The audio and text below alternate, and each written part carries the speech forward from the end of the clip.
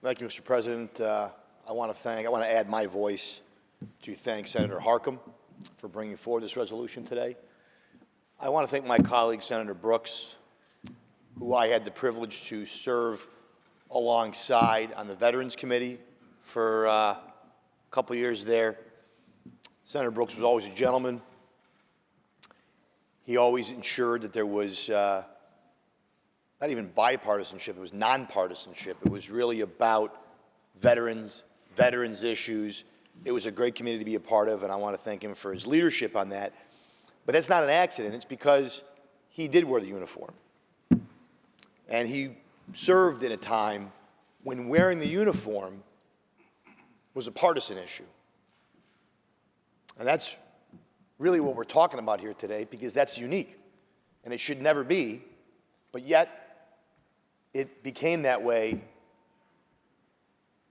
at a very dark time in our country's history. And it was a dark time across the board.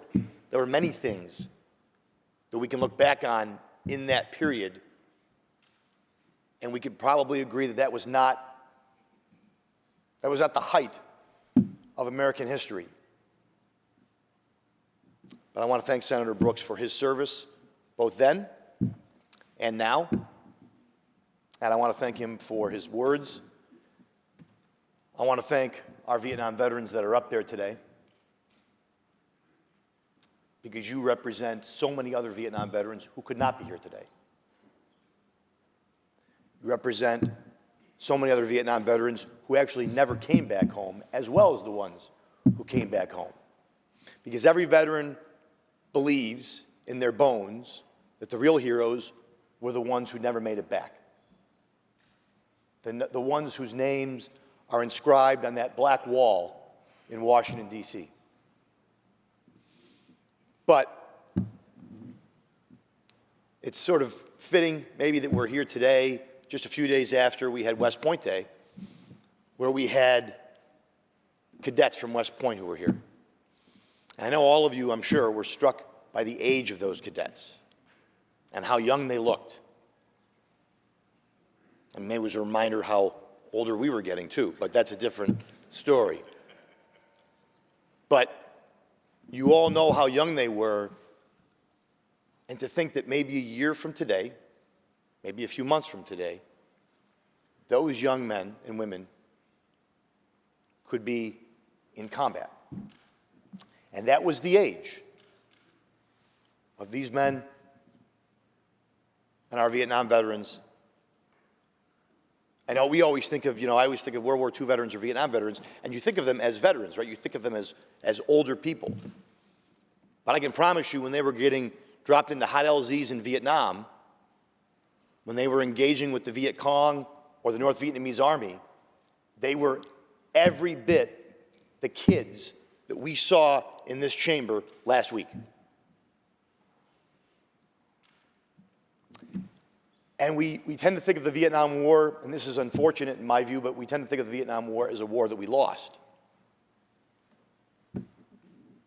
And maybe politically that's true. Maybe politically we lost that war. But militarily, make no mistake, every single engagement with the enemy between United States forces and enemy forces, North Vietnamese Army, every single engagement we won. The men up there and all the Vietnam veterans across this country, they won. They did their job militarily. They won all those engagements. They brought honor to the United States in their job. It was us who brought dishonor when they returned. But I want to just sort of close on a perspective. So when I came back home from Afghanistan, there was people at the airport. There were parades in your hometown. There were all kinds of programs. You go to the Home Depot and there's discount programs. There's Thank a Vet programs at your county clerk's office. There's license plates that we authorize for different conflicts to recognize your service. I was at a Buffalo Sabres game the other night, and they recognized a veteran in the crowd. 18,000 people stood up and applauded that veteran for his service. That's all because of the Vietnam veterans. There is no way all those things are happening today but for this generation who decided that they were never going to let that happen to another generation of American fighting men and women. There's all kinds of programs today. You know, I think about it, and all of you who've dealt with this, World War II veterans. When they came back, they were just, happy to get back alive. They didn't ask for the medals or this or that. They just went back to work. But it's the Vietnam veterans who make sure that today, when soldiers return, they get the medals they're owed. They're the ones who make sure the VA is a lot better about medical services and treating veterans. They have collectively made us appreciate the American men and fighting women because we didn't appreciate it when they came back home. And they've made sure that that will never happen again, not on their watch. When I go to a funeral of a veteran from Iraq or Afghanistan, it was always Vietnam veterans who were out holding the flags on the roadway. It was the Vietnam veterans who escorted that fallen soldier to their final resting place.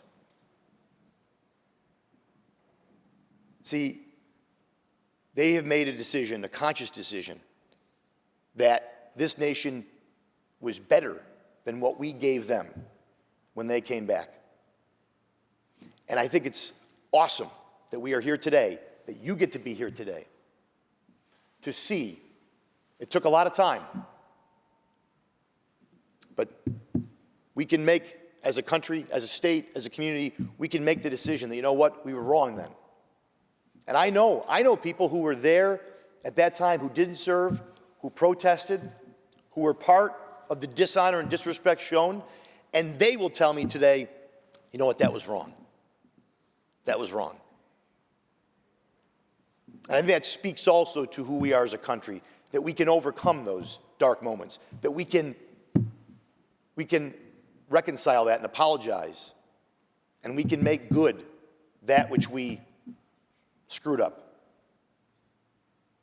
So I want to thank all of you for being here today.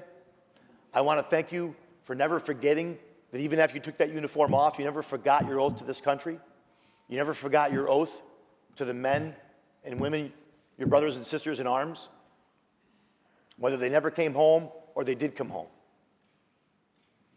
And, it's a unique, I should mention the Vietnam veterans, certainly organizations out there, Vietnam Veterans Chapter 77 back home in Western New York where I represent. But it is a unique, when this generation is gone,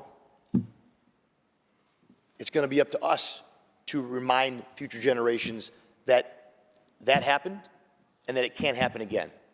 That we recognize and honor our veterans, not because they're rock stars, but because they choose to raise their hand and serve their country, even at risk of their life. And that should always, regardless of how you feel about the political decision to go to war, any war, the service and sacrifice should always be honored and respected. So to all of you, I say thank you for your service, welcome home, and God bless you.